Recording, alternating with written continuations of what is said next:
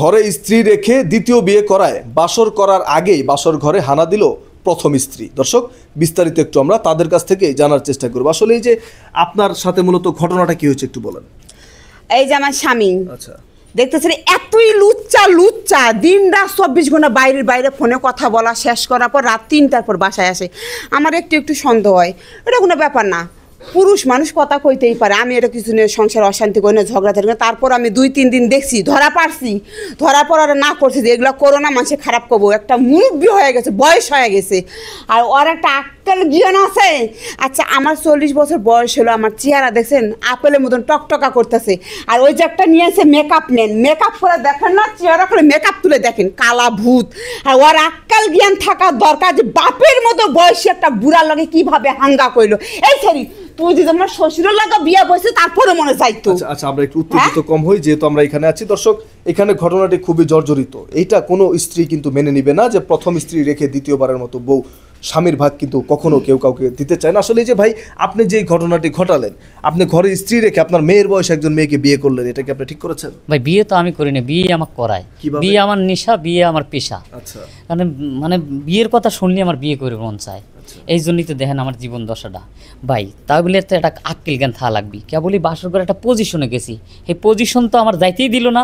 ওই থাবা দিয়ে মনে করেন যে বাসর ঘর করবি না, মানে থাবা দিয়ে বলতে আপনি বাসর করছিলেন ওই অবস্থায়? পজিশনে গেছি, কেবলই পজিশনে গেছি। ওই পাঞ্জাবির মনে করেন যে জামা পাঞ্জাবি ধরে থাবা দিয়ে একবারে ফেলা দিল ভাই।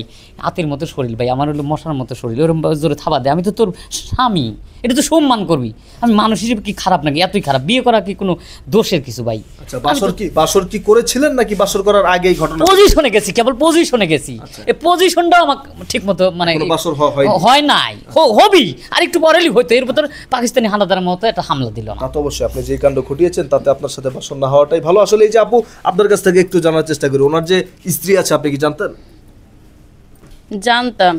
তাহলে জেনে শুনে এরকম একজন বাবার বয়সী লোককে কিভাবে বিয়ে করলেন আপনি? উনি বলছে ওনার বউ অসুস্থ, আচ্ছা, ওনার খেয়াল রাখে না, ওনার সাথে সবসময় খারাপ আচরণ করে। আচ্ছা আচ্ছা আচ্ছা। ওনার সাথে অনেক দিন কথাবার্তা হয়েছে। আর আমার ফ্যামিলি তো একটু সমস্যা, সব দিক দিয়ে হেল্প করবো, টাকা পয়সা দিব, এই জন্য ওনার সাথে বিয়ে। তার মানে আপনি টাকার লোভে পড়ে এরকম বৃদ্ধ একজন লোককে বিয়ে করেছেন, আধা বৃদ্ধ লোককে? জি। বিষয়টা কি এরকম? আপনার জন্য কি দেশে ছেলের অভাব ছিল? না। তাহলে এরকম বৃদ্ধ লোককে বিয়ে করে এই মহিলার সংসারে অশান্তি করার কি প্রয়োজন ছিল আপনার? উনি তো বলছে ওনার বউ অনেক অসুস্থ, বিছনা থেকে উঠতে পারে না। আচ্ছা, তাহলে কি আমার দোষ বলেন? এই জন্যই তো ওনার সাথে মায়া করে বিয়েটা বসছি। আচ্ছা ভাই, আমরা একটু আপনার কাছ থেকে জানার চেষ্টা করি, মূলত আপনার পরিচয় কি?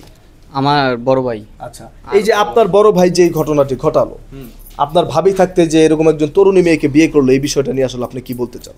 ভাই, আমি কি কব ভাই, আমার মানে কর ভাষাই নাই।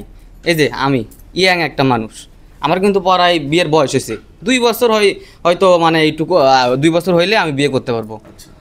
আমার বিয়ে দেওয়ার চিন্তা না করে এ নিজে একটা বিয়ে করে নিয়েছে। কি লেগে ভাই? হ্যাঁ, আমার ভাবি, বড় ভাবি কত ভালো, সংসারে একটা মাইয়া, আমার অনেক আদর করে, সংসারে অনেক যত্ন করে, তাও ওই যে ভাই এই যে বিয়ে করে নিয়েছে। এখন ভাই আমার কথা হইলো, ভাই যেহেতু বিয়ে করে নিয়ে আইছেই, ভাই দিবস দিক, আমি ওরে বিয়ে করবো। এই কথা বলতে চান আপনারা? দর্শক, আপনারা দেখতেই পারলেন ঘটনাটি এমন হয়েছে যে সুযোগের সদ্ব্যবহার।